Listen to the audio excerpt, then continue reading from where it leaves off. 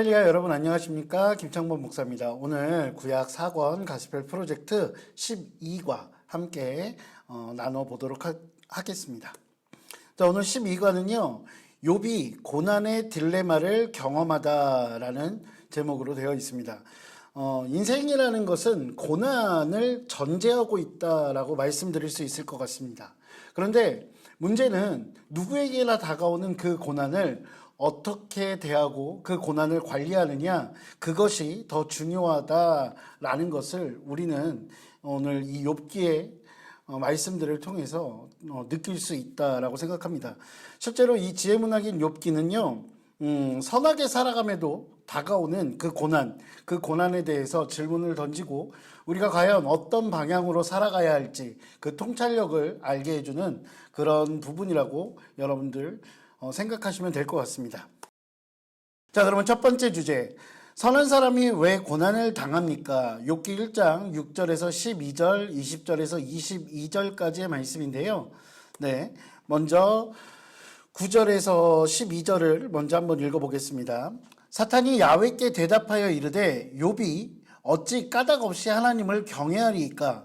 주께서 그와 그의 집과 그의 모든 소유물을 울타리로 두르심 때문이 아니니까.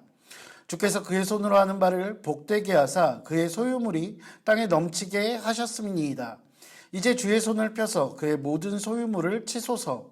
그리하시면 틀림없이 주를 향하여 욕하지 않겠나이까? 야훼께서 사탄에게 이르시되 내가 그의 소유물을 다 내 손에 맡기노라. 다만 그의 몸에는 내 손을 대지 말지니라. 사탄이 곧 야훼 앞에서 물러가니라. 아멘. 선한 사람이 왜 고통을 당해야 하는가라는 것은 어떻게 보면 신앙을 가지고 있는 사람이나 그렇지 않은 사람들이나 모두가 가지고 있는 근본적인 질문이라고 할 수 있을 것 같습니다. 오늘 욥이 당하는 고난의 시작, 왜 욥은 고난을 당하기 시작했을까라고 생각해 보면요, 어느 날 사탄이 하나님을 찾아옵니다. 그리고 하나님과의 대화가 이루어집니다. 그 대화는 어떤 이야기냐면 욥이라는 한 사람에 대한 이야기입니다. 그 욥이라는 사람은 어떤 사람이었냐면 하나님께 정직하고 그리고 어떤 부족함 없는 완전한 사람이라고 평가받는 그런 사람이었습니다. 그런데 그 욥이 그렇게 하나님께 인정받고 그 다음에 그가 죄로부터 멀어진 삶을 살아가는 것, 그것은 하나님의 보심 안에 있기 때문에 완전해 보이는 것입니다 라고 사탄은 이야기를 합니다. 그러면서 만약에 하나님 보호심이 아니라면, 하나님의 보호심 가운데 있지 않다면 그가 많은 고난을 겪으면 오히려 하나님을 욕할 것입니다 라고 이야기하는 것이 바로 하나님과 사탄의 그 대화이죠. 그 대화 끝에 하나님께서 허락을 하십니다. 욥이 고난 당하는 것에 대해서. 그래서 실제로 욥은요, 재물과 자식을 다 뺏기고요, 그리고 그럼에도 불구하고 하나님 앞에 신실한 모습을 보여줍니다. 그리고 온몸에 종기가 나고 그런 굉장히 많은 어려움과 고난에 처해집니다. 그럼에도 불구하고 욥은 계속해서 하나님 보시기에 합당한 모습을 보여주게 됩니다. 사실 이 부분에서 우리가 고민해야 되는 것, 욥은 아무런 잘못이 없음에도 불구하고 하나님의 허락하에 고난을 당하고 있다라는 거예요. 왜 하나님께서, 그 선하신 분께서 우리를 사랑한다고 하면서 우리에게 고난을 주시는 것일까? 그 질문을 우리는 자연스럽게 할 수밖에 없는 것입니다. 그래서 보면 성경이 말하는 고난의 원인들, 여러 가지가 있겠지만 크게 4가지 정도로 나누어 볼 수 있습니다. 첫 번째는 무엇이죠? 성경이 말하는 고난의 원인, 그 첫 번째는 죄로 인한 고난입니다. 내가 어떤 죄를 지었으면 그것에 대한 피 흘림이 있겠죠. 죄사함을 받기 위한 대가를 치루어야 한다는 것입니다. 그래서 그 죄로 인한 고난이 있을 수 있고요. 또한 예언자적인 고난이라고 신학적으로 표현하는 고난이 있습니다. 여러분들 눈물의 선지자 예레미야를 기억하실 것입니다. 그 예레미야 같은 경우 그가 무엇인가 잘못하지 않았음에도 불구하고 그가 하나님으로부터 예언자로 선지자로 선택받았기에 당해야 하는, 그리고 감당해야 하는 고난들이 있었습니다. 마찬가지로 우리 예수님도 마찬가지시죠. 예수님이시기에 감당하셔야 하는 고난들이 있었다는 것입니다. 그리고 또 한 가지 오늘 나오는 주인공 욥의 고난이 있습니다. 이해할 수 없는 고난, 원인을 알 수 없는 고난이 우리의 삶 가운데 존재한다라고 성경은 말하고 있습니다. 그리고 성경 중 특히 신약에서 많이 이야기하는 것인데 고난 중에는 연단이라고 하는 고난들도 있습니다. 많은 목회자들이 함께 이야기하는 부분들도 이런 연단에 대한 고난들이 있죠. 하나님께서 나를 더 많이 사랑하셔서 나를 정금과 같이 나오게 하시려고 나의 신앙을 순수하게 그리고 내 삶을 더욱더 하나님 보시기에 합당하게 만들어가기 위한 방법으로서의 고난도 있다는 것입니다. 그런데 사실 이 성경이 말하는 이 고난의 원인들 그것이 어떤 것인지 우리가 명확하게 알 수 없다는 것 그것을 우리는 조금 조심해야 할 것입니다.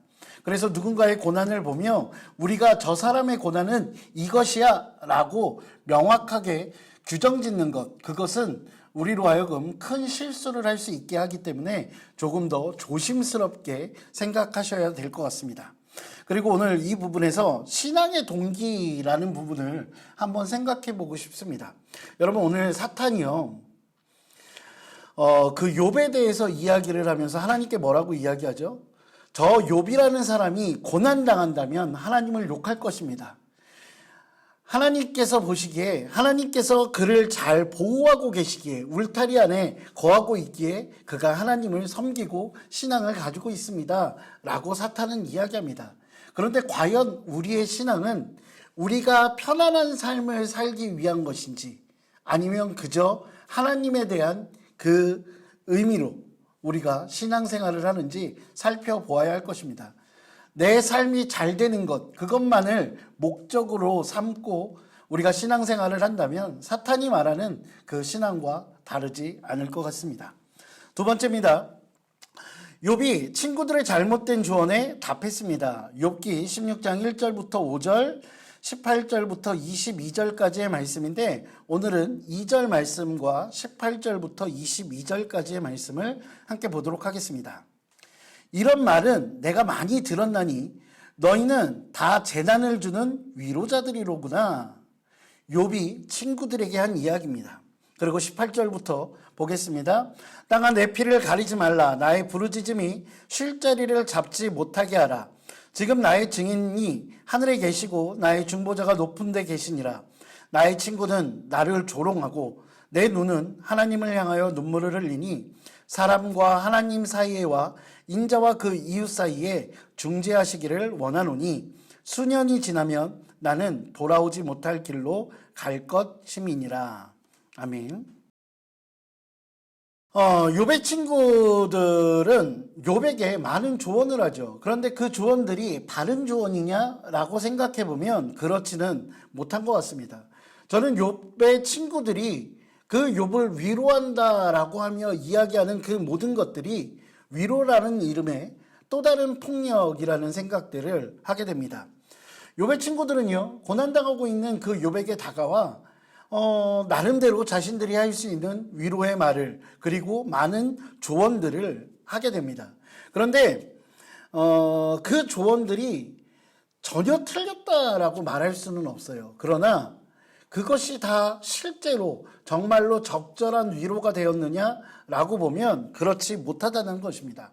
여러분 식당에 가면 그런 말씀 많이 걸려있죠. 내 시작은 미약하나 내 나중은 창대케 되리라.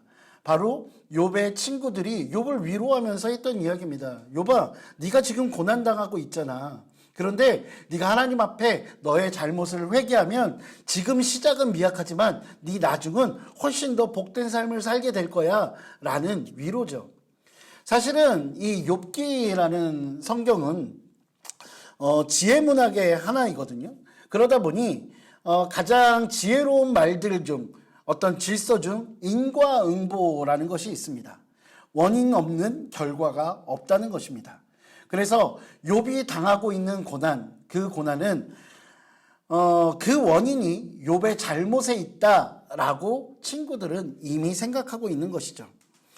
아무튼 욥의 친구들이 그 욥을 진심으로 위로를 하든 아니면 그를 조롱하기 위해서 그랬는지 그 위로들이 어떤 마음에서 했는지 우리는 정확히 알 수 없습니다.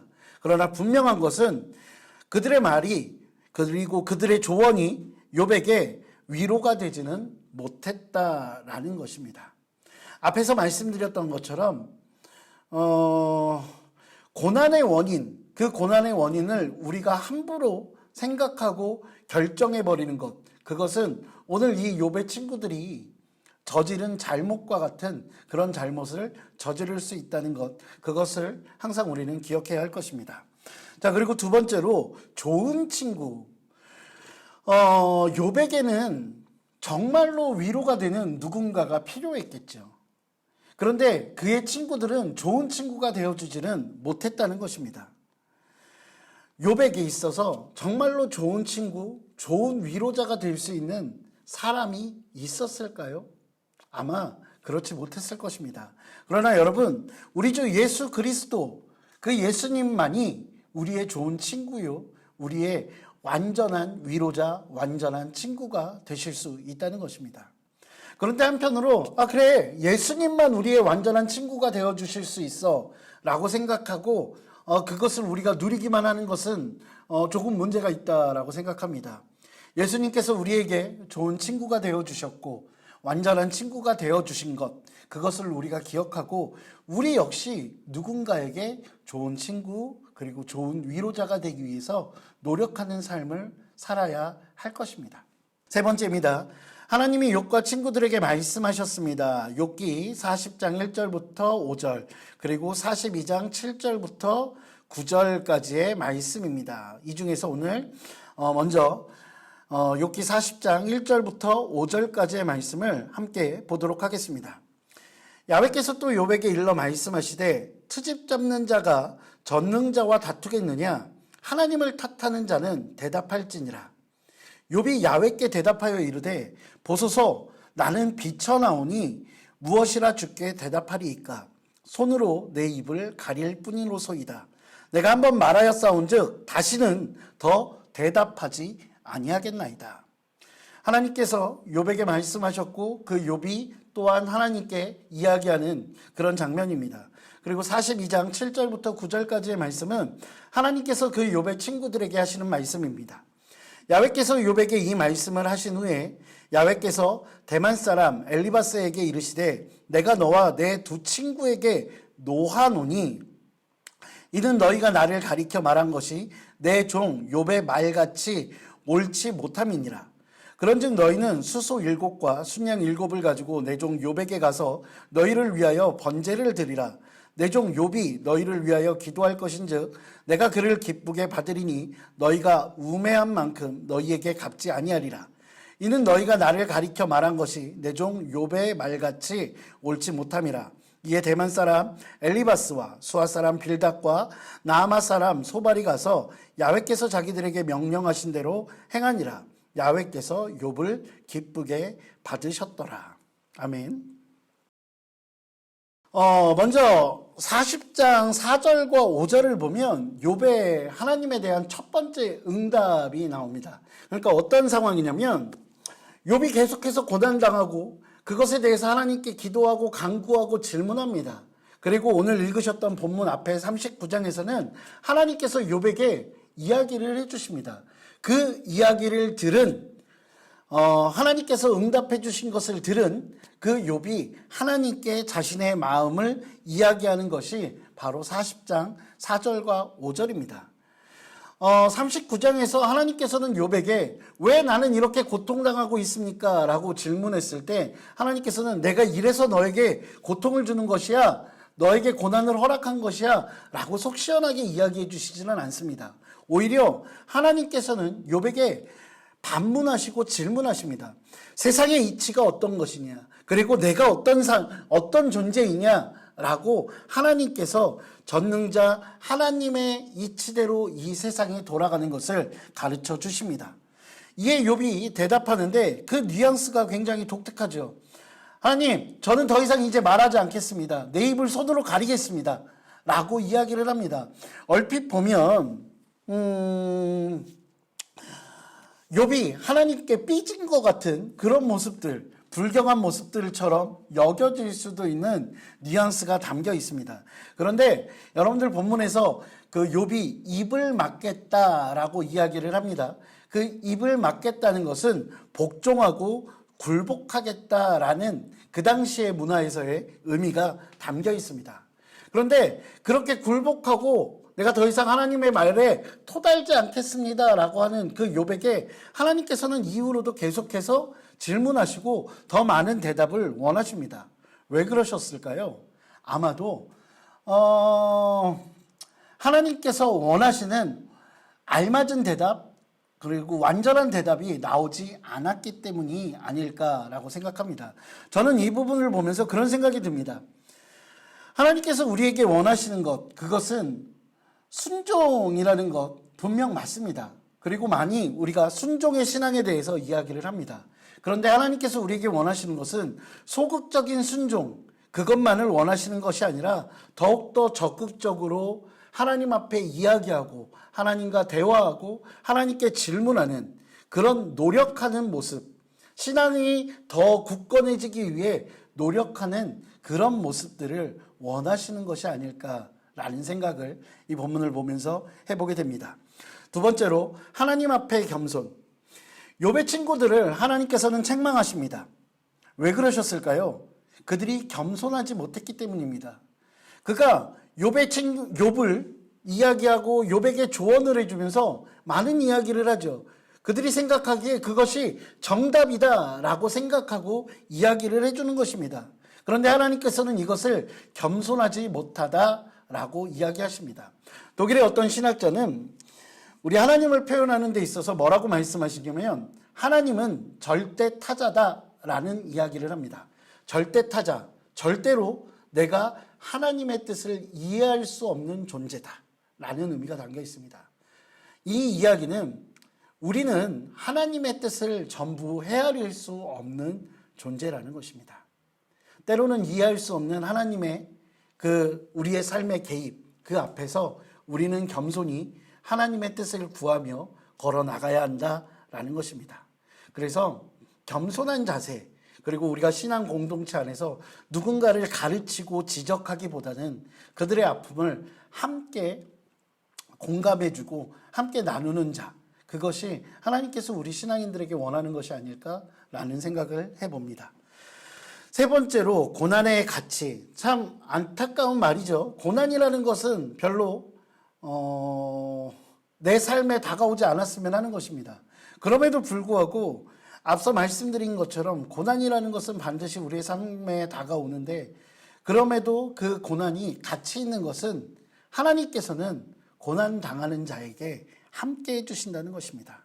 고난의 원인이 나의 죄 때문이든 아니면 하나님의 영광을 나타내기 위해서든 나의 연단을 위해서건 그 어떤 것이건 간에 하나님께서는 고난당하는 자를 외면하지 않으시고 그 고난의 자리에 다가와 주시고 함께해 주신다는 것입니다. 죽음이라는 피할 수 없는 고난, 그 고난 앞에 놓여진 우리를 위해서 하나님은 독생자 예수 그리스도를 죽음으로 인도하시고 그를 통해 우리를 구원하셨던 분이라는 것, 그것을 우리가 이 지혜문학인 욥기를 통해서 기억해야 할 것입니다. 결론입니다. 욥의 인생을 보면 이해할 수 없는 고난으로 인해 지칠 만도 하다는 생각이 듭니다. 그러나 그런 욥을 찾아와 세상의 질서를 가르쳐 주시고 하나님에 대해 가르치심으로 욥을 회복시키시는 그런 하나님을 우리는 경험할 수 있습니다. 이것이 우리에게 큰 희망과 용기가 되어집니다. 하나님은 우리의 고난을 절대로 두고 보지 않으십니다. 우리의 고난 중에 다가오셔서 우리의 삶에 개입해 주시는 분, 그분이 하나님이십니다. 하나님의 계획과 우리의 사명 살펴보겠습니다. 하나님은 우리에게 고난당하는 사람들의 모든 질문에 답하는 것이 아니라 하나님의 위대하신 사랑을 확신하게 해줌으로 그들을 위로하라고 말씀하십니다.